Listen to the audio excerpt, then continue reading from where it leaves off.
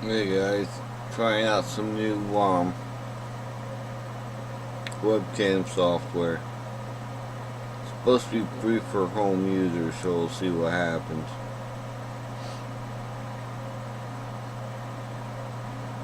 I didn't do much today. Did some laundry. Still gotta put it away, but didn't get up till like almost 6, so 8.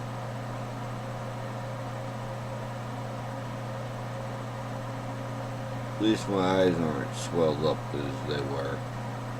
They were almost swelled shut.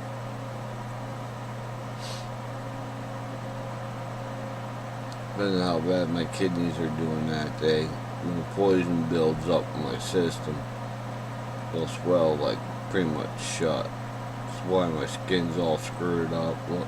I always look dirty because it's all dead skin. That, pretty much small toxin, all the hair fell off my legs. And it's a mess, but what can you do? Had some leftover steak from last night. The rest of the french fries I ate last night. And pretty much that's it. Been trying to drink water. Got 2 bottles in me so far. Well, almost. This is gonna be my second.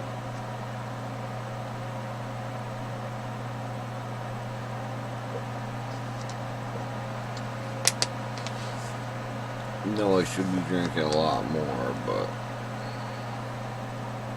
some days I can get 2 in me, some days I can get 3. Try my best, but I can only do what you can do. But like I said, I'm happy with my place. I'm doing some cleaning. Soon I'm going to start working in the back room and stuff and other things. I'm going to show outside around my trailer, but because of the internet troll, I can't actually let anybody know my location. Because I'm not Troy, I will not put up with their shit. And they know that. Back in New York, I chased off more than my fair share of trolls. And trust me, everything Troy said about these fucking trolls is true. Hell, one night, he had a smokestack for his what's the name of the heater or stove, the silver fox, sitting in front of his window. Next morning, the damn thing was bent from the troll stepping on it because they were peeping through his windows. Now they're fucking lowlifes. And if they come fucking around with me, they're fucking with the wrong boy. I might be dead, but I can fuck someone up if I have to. I've been trained to fuck somebody up with a fucking shark. Not bragging, but, comes down to it. You guys don't have to worry. I can protect myself. I've been trained.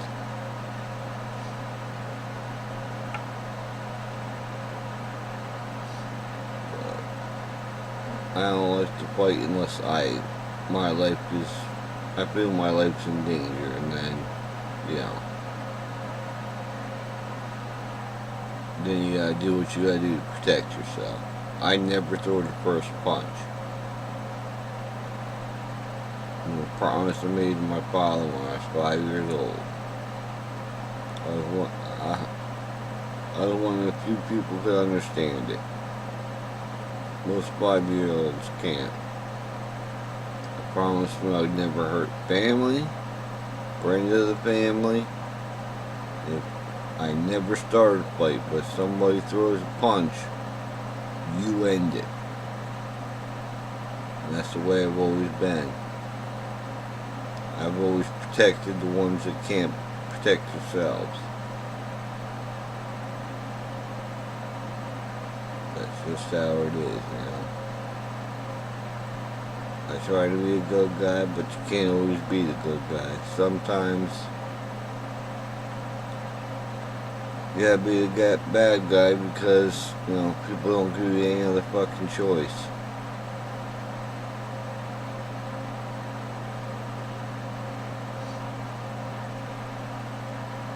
But and I still gotta do a video on the mushroom kit I bought, which I'm hoping maybe this week to do.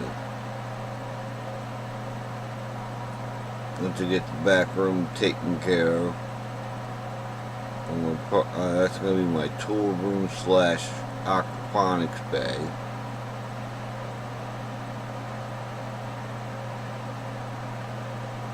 Where I might start raising lobsters and crabs. I love lobster and crab. I hate fish, but I love seafood.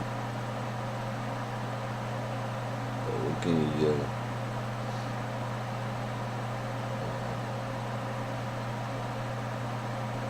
I got other things I gotta do. But I love my place. I'm happy here. For the most part, I'm not stressed out unless something online really stresses me, but I fuck with the trolls and they won't talk shit. I'm a better shit talker than they are, so I just find it relaxing.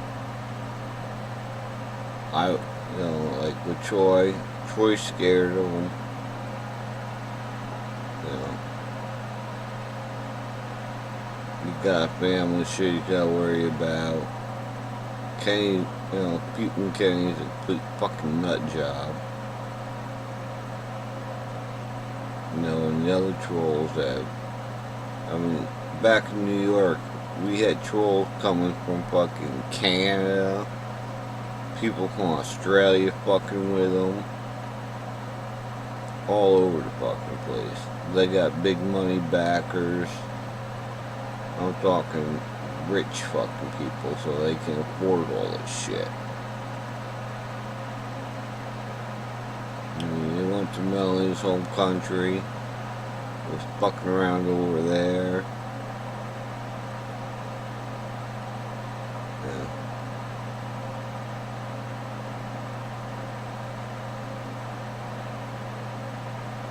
But like I said, I don't screw around. Never have, never will.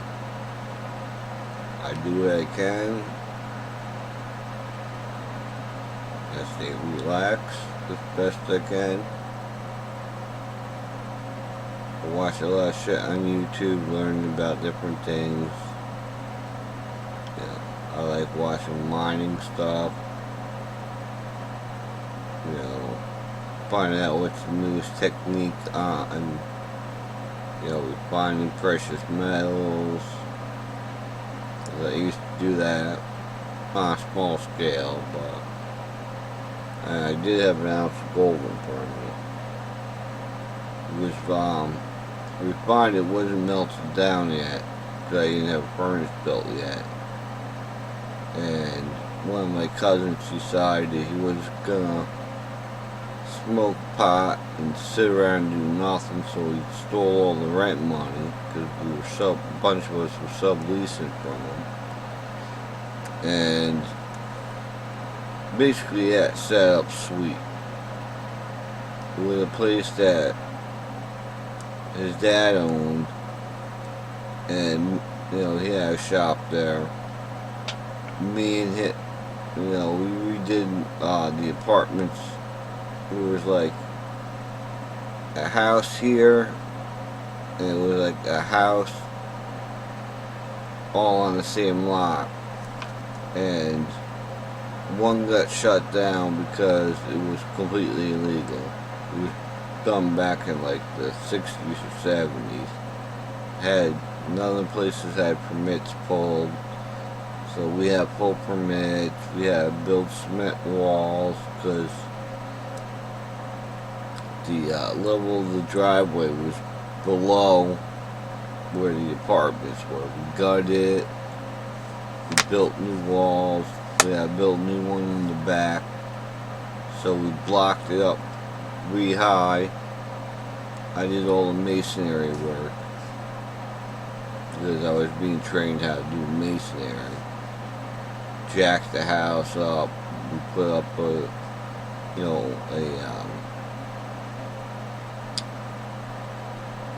wall that was just to hold the house up while we demoed the outside of the wall to do it. We had cut off, I think it's 3 feet, something like that. It already had a good foundation under it because it was all cement flooring. So all we had to do was get the permits, put the block down and cement it, and then use a tool for putting in the nice lines into the in between the bricks. So I did all that. But my cousin knew how to do it. He was teaching me how to do it.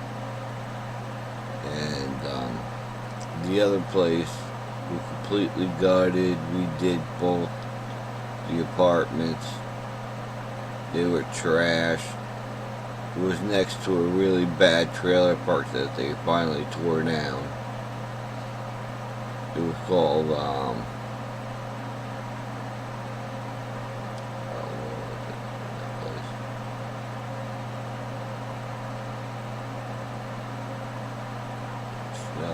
Shady something trailer park. And that place was shady. It was all mostly crackheads, gun runners, drug dealers, gangbangers.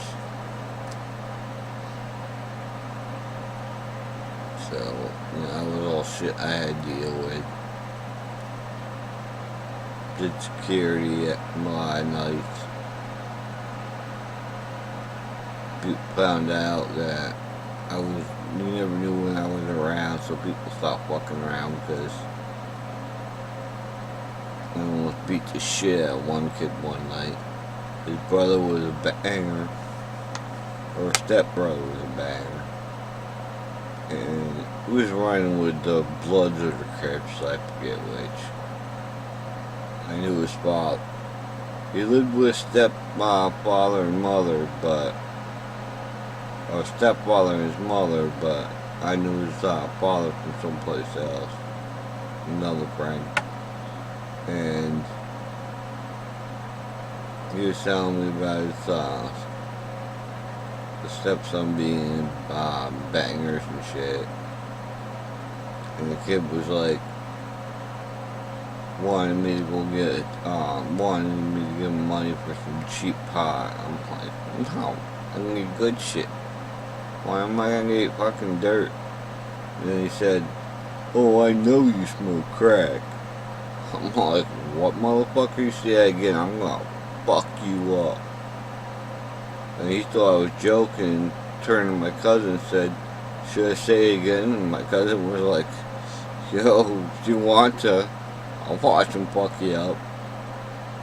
That's one thing I've never done. Might have smoked pot, hash and stuff, and drank a lot. But other than that, occasionally I did some acid. Because acid didn't affect me like it did most people. Like, if I was, on a rampage, because some, crackhead stole my stereo system one night, if I got my hands on him, I would have beat him to death. Do a tab of acid, and I just sit back and relax. I mean, I didn't do it often.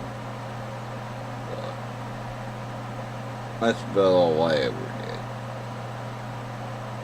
I only did acid a few times.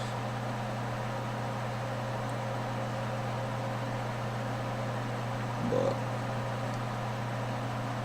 cause I had a cousin that's a crackhead. And so, other people I knew was heavily into drugs. And I wasn't all about that shit. Mainly I just smoke pot.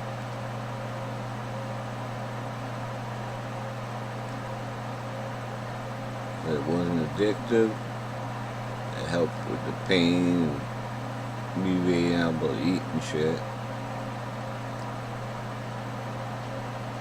So I knew it was beneficial to my health.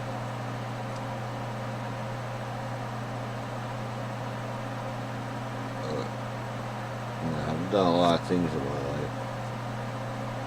So everything from, I grew up working on cars. 7 years old.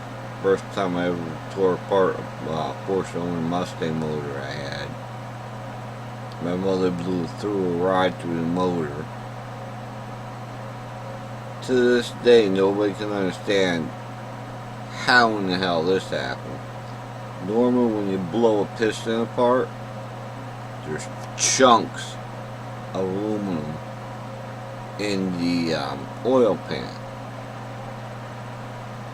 There was a connector rod, the steel wrist pin, that eventually punched a hole through the cylinder wall, and fine grind up oil, aluminum in the oil. There was no chunks whatsoever. How she did that one was beyond us. All we could think of was she first the rings went, and then from banging around it wore the piston down into fine shavings, and then when there was no more piston left, it blew the hole through the block with the wrist pin.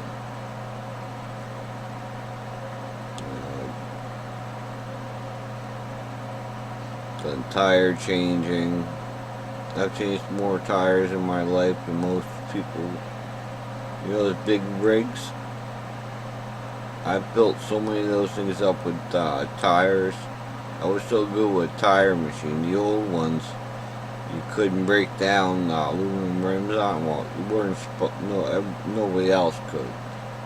But my uncle came out and yelled at me one day because you wouldn't buy a newer tire change machine for aluminum rims. And a customer needed a tire off a set of expensive rims. He's like, oh, you're going to ruin those rims. I'm like, no I won't, because I've done it before. He's like, if you ruin that rim, I'm going to fire you. I popped it off, didn't even scratch the rim. We sold the tire. We still wasn't happy, but because I proved him wrong. But you can't always make people happy. But I mean, I've done everything from computer repair, which isn't my favorite thing to do anymore. I hate Windows. After Windows 7. Windows 8, 9, and Windows 8, 8.1, and 10, I wouldn't touch. I had Windows 10. I have 2 licenses for Windows 10, and I won't even use it. Because I got it when it was still in beta, and they were offering, if you had a Windows 7 license, and you punched the Windows 7 license in, it would also give you Windows 10. All you gotta do is use the install CD for Windows 10, put the Windows 7 license in it, and you have Windows 10, but it ran like crap. It was buggy, still is to this day. That's why Windows 10 was supposed to be the last operating system you ever buy from Microsoft. Well, now there's Now I found out it was such a piece of shit that came out with Windows 11, which, by what I hear, is no better. And it's a 20-minute video so far, so this one's working good. This one's actually doing what it's supposed to. I was using Bandicam. It was supposed to be free for home, but it's only free for 10 minutes. So it's working out pretty good. So, I mean, for a lot of things, this is good for, like, I can show certifications. I got pictures of cars. Yeah. I can put an extension on. I can clip on something while I'm cooking. Because my other camera is good for, like, certain things, and this one's good for certain things. So. And plus, I can run this one a lot longer, where my other one only has an hour's worth of video. And then the battery dies, and I run out of memory card.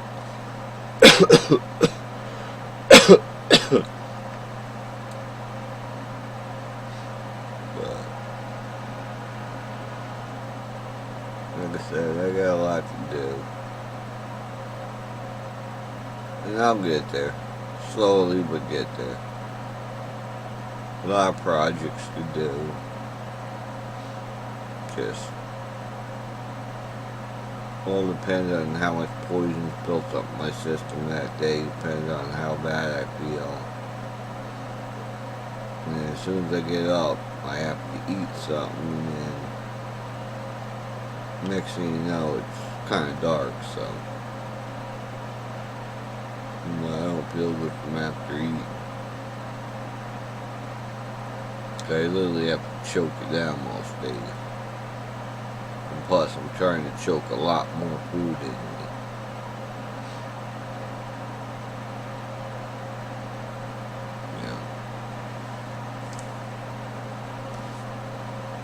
It depends on how bad my kidneys are. Some days my eyes swell completely shut where I can't even open them.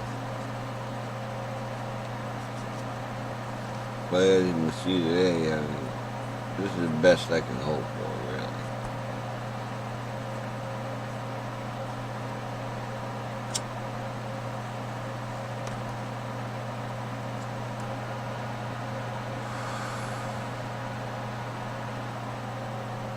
But the nice thing about doing hydroponics is, I mean, I've been doing that shit since I was a teen. I learned from some, professional growers. And that's the best result you'll ever get. You can grow, like right now, grow outdoors, you can't start seeds now. You grow indoors, you have complete control. Like, I can grow all year round. Grow outside, you can't. I can control everything from, like, peppers. Plant food you need for peppers is a 10-10-10, which is nitrogen, or not nitrogen, I forget the names of the shit, but, everything the plant needs. Like, tomatoes need more of an acid soil, and so on. And then I can control the temperature, so stuff you can't grow anyplace else, I can grow because I'm in control. And if you use,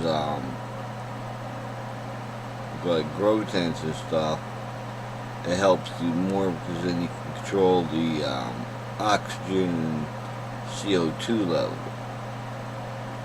which using different there's different ways you can do CO2 generators. You can do mushroom farming, because mushrooms eat oxygen and turn it into CO2, and then you pump that in with the plants, and that turns it into oxygen and feeds them, and you get a lot better growth. And use less water. You can control the lighting, so you can have the best lighting for growing, which is usually 16 on, 8 off, and then in the winter, and then when you're budding, it's usually 8 and 16, 8 off, or 16 off, 8 on, and then you use a different fertilizer for the final stages, and then the last month you just use plain water to flush out any plant food, which most people don't know you're supposed to do.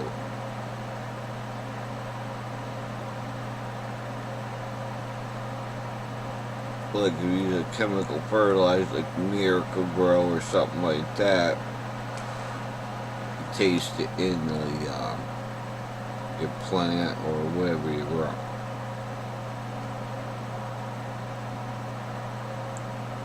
And you know, I love hydroponics. It's the only thing I'll grow in. I mean, certain things I'll grow outdoors, like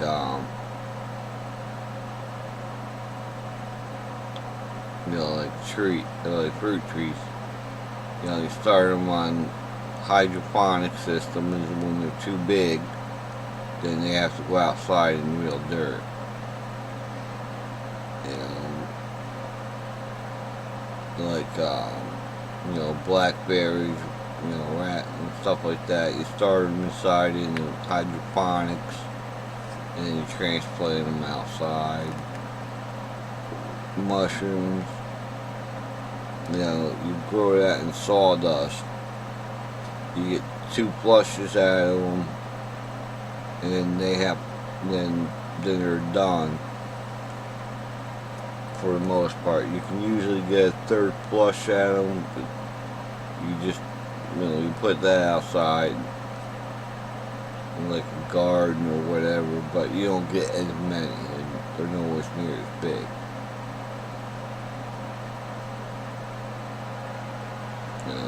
And I've been studying up on a lot of stuff, you know, with CO2 systems.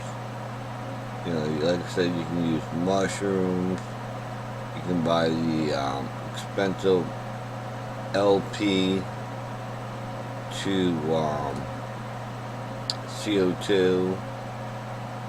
Then you can use baking soda and vinegar.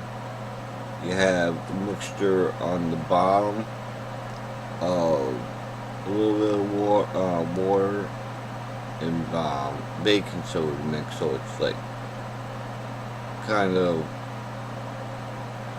like mud. And you have a drip system of vinegar that goes down into the baking soda and build up CO2. A new thing I found was a scrubber for the CO2. Like one of the problems we had was if you had a problem and too much vinegar dropped down into the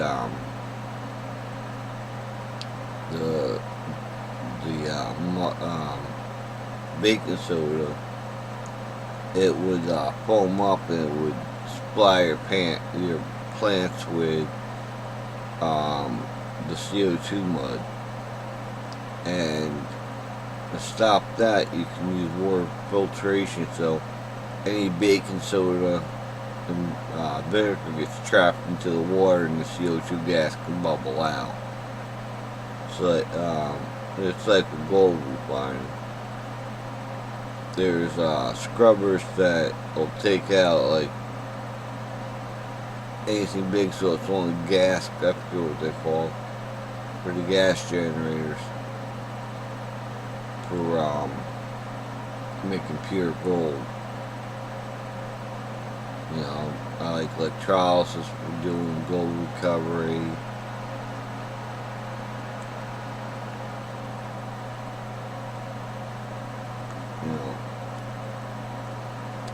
fix anything from cars to electronics, saws, which I still gotta do fix my chop saw. I still haven't fixed that thing. It's one of the things I gotta dig out. It's either the brushes need to be adjusted a little bit, or I might just have to round them a little bit. I was working with what I had at the time, so the motor sticks, and then you have to give it a smack. But when I was at my mother's house, someone kept uncovering it on the porch, and it got rained on a few times, so you might need bearings, which I can get. But everything else works good. Like when it's running, it runs good. Still gotta fix my generator. I got a brand new generator, but I don't know. It's not getting spark for some reason. It could be a bad coil. It was it's a 5,000 watt generator, but it's a cheap Chinese one. So it could just be a faulty coil. They use a spark plug tester and test it, because it's hard to pull it and pull the plug and look at that tiny little spark. So with the spark plug tester, the ones I buy, is basically it has a boot that goes over your spark plug, and then it connects the spark plug wire. When you pull it, if it sparks, you got spark. If not, you got problems somewhere. And that could be anywhere from the coil being bad, because it is a Chinese thing. You know how the China stuff is. Sometimes it stays good, sometimes it goes bad. And the company says a lot of times coil went bad on them, so it could be a bad on-off switch. I just never got a chance to look at it. It's 30 amps, 110, 220. It's got hours meter on it. I only got an hour and 15 minutes on it. But I got some videos. I mean, a lot of things I want to do I can't do right now because I don't have a car. Like, I want to teach more about e-waste, but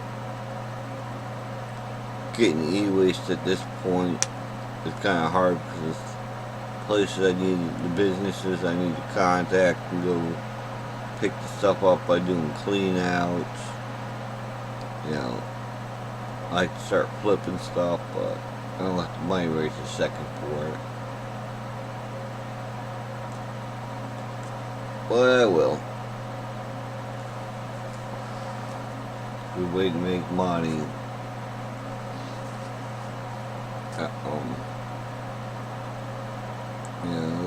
There's all kinds of ways to make money. And that's why I want to teach people. Not that I want to do it as a business, because I can't do everything myself. And plus, as you guys know, with a grammar program, my spelling and stuff still isn't great. But the thing is get the information out there for the next generation to learn off. They're not going to learn this stuff in school. A girlfriend of mine's father used to work for a book publishing company, and he was doing some books for college. He was like, half of this told his boss, is like, I found all kinds of wrong information. And all he said was the school wants the I's dotted, the grammar right, and that's it. Information stays the way it is. He was in a bad mood that day. Because, he's like me. He believed in you should be teaching the right stuff so the kids can learn. Not stuff that was proven to be outdated and wrong, like 30 years ago.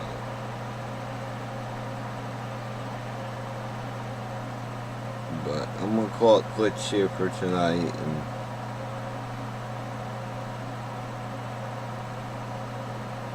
like I said, this program is working good for me, so at least I got a program I can use. But this was a good test.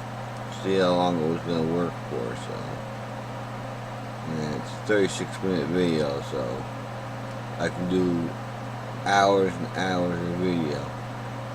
I got another computer I need to fix.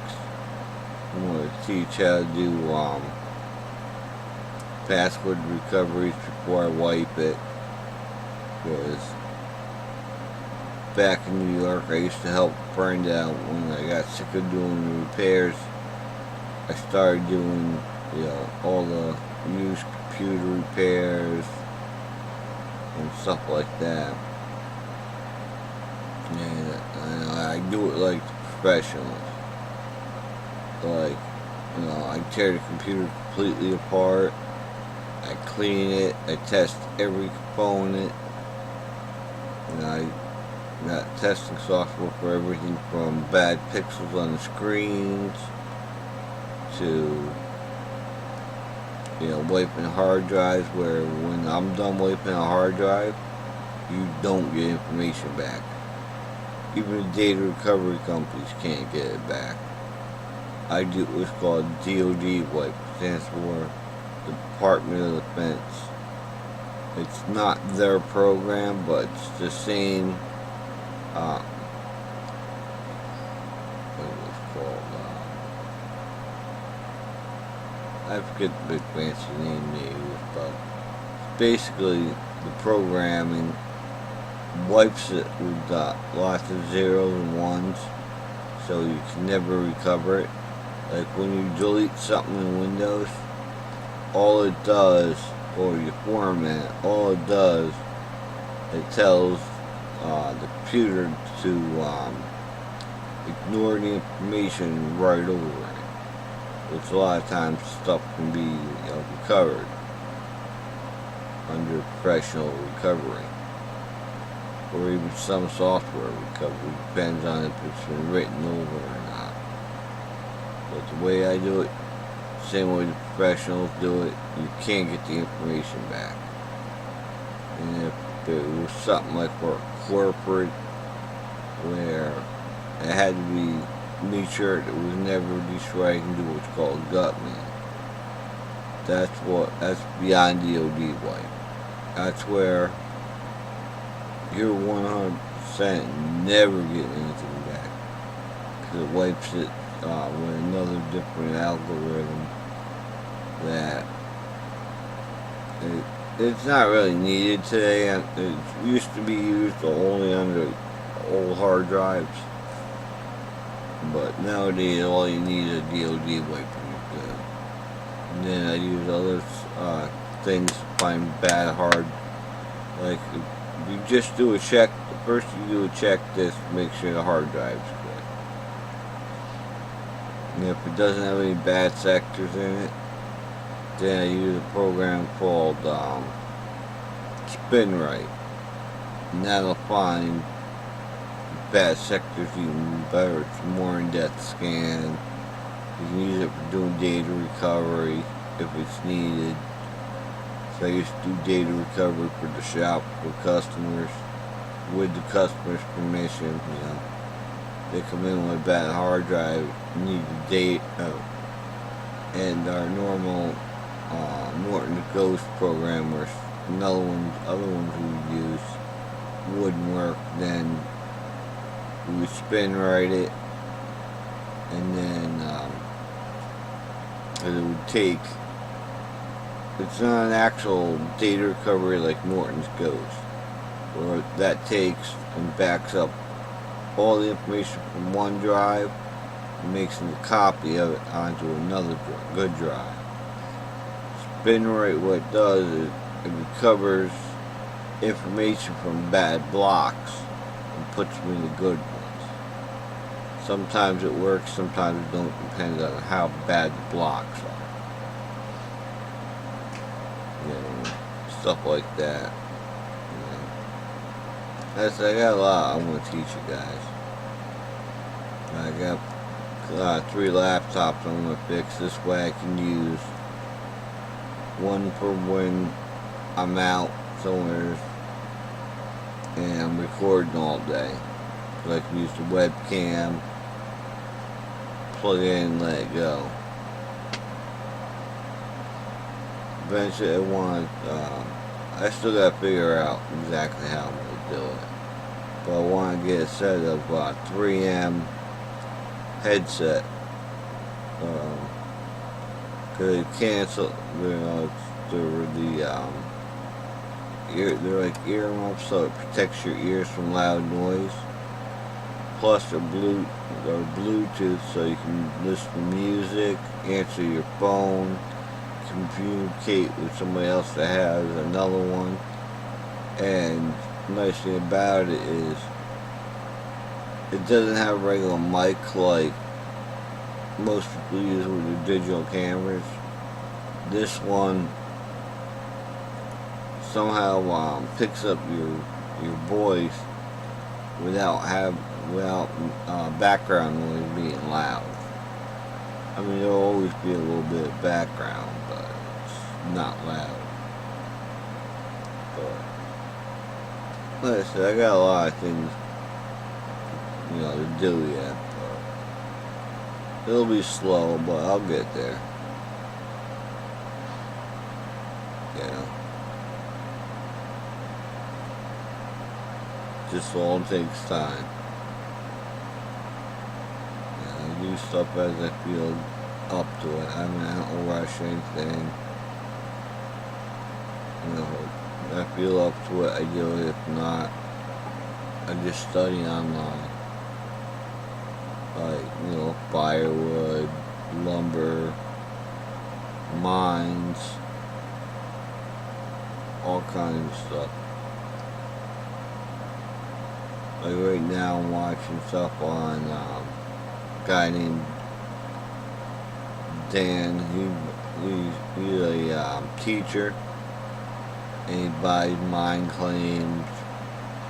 He runs them, on a very small scale, but you learn a lot about panning, running sluices, panning, what to look for, gems. Then another guy I'm watching is a professional gold miner. He builds equipment, uses it, sells it, teaches different methods of how to get precious metals from the orbs without using mercury or sulfuric acid, or not sulfuric acid, but it's a poison that comes from walnuts. I forget what it's called. And e-waste, how you can use the mining equipment for doing e-waste, scrap, getting copper, and steel and stuff like that out of it. A little bit of everything. So I'm always studying some cars, see what the newest thing is.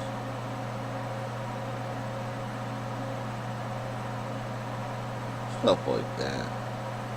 But alright guys, I'll talk to you later. Bye.